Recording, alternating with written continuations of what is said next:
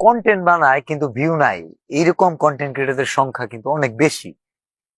এবং এই ভিউ নাই এই রোগে আমিও অনেকদিন ভুগছি।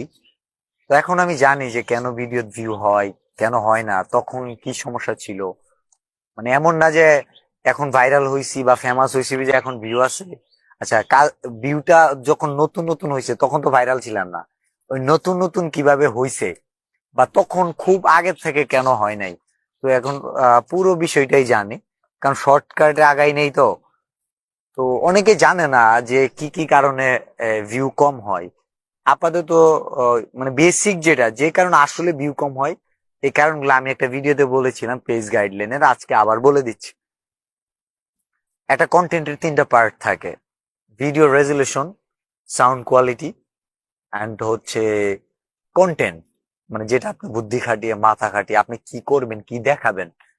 ভিডিও তো ক্লিয়ার করবেন, ঠিক আছে, সেটা ফোন কিনলে হয়ে যাচ্ছে, ভালো ভালো মাইক্রোফোন কিনলে সাউন্ড ঠিক হয়ে যাচ্ছে, কিন্তু আপনি বলবেন কি, শোনাবেন কি, সেটা বিষয়।